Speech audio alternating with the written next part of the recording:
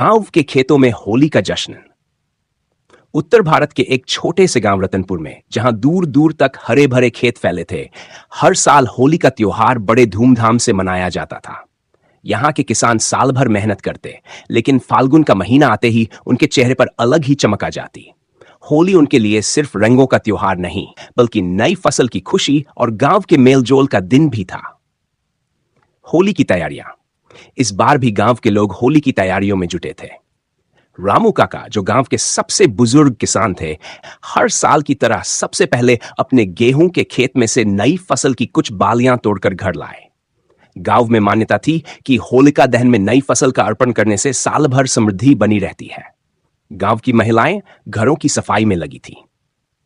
गंगा चाची और सीता भाभी पकवान बनाने में जुटी थी। गुजिया, मालपुआ, दही बड़े और तरह तरह की मिठाइयों की खुशबू पूरे गांव में फैल रही थी। बच्चे पिचकारी और गुलाल लेने के लिए बाजार गए थे और जवान लड़के लड़कियां होली के लोकगीतों की तैयारी में लगे थे। होलिका दहन की रात। शाम होते ही गांव के चौपाल में होलिका दहन की तैयारियां शुरू हुई। पूरे गांव के लोग इकट्ठा हुए। रामू काका ने सबसे पहले गेहूं की बालियां आग में समर्पित की और प्रार्थना की, हे अग्निदेव, हमारी फसल को बुरी नजर से बचाना और सबके घर खुशहाली लाना। जलते हुए अलाव के चारों ओर गांव वालों ने नाच गाना शुरू कर दिया। ढोलक की थाप पर सब झूम उठे।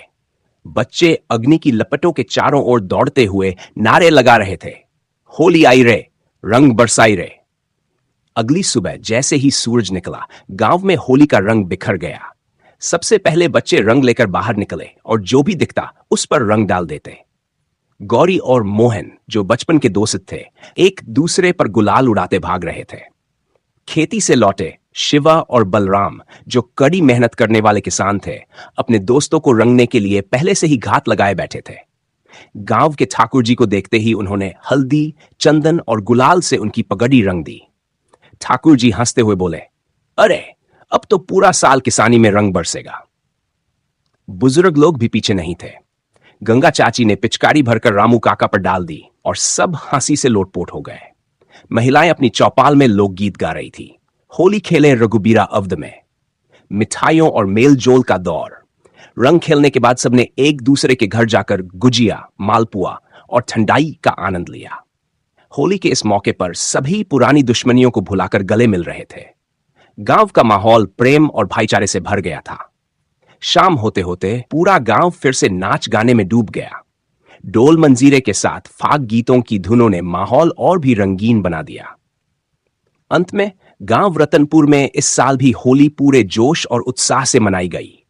किसानों ने रंगों के साथ साथ अपने खेतों और जिंदगी में भी खुशहाली की कामना की। होली का यह पर्व न सिर्फ रंगों का था, बल्कि एकता, प्रेम और समृद्धि का संदेश भी दे रहा था।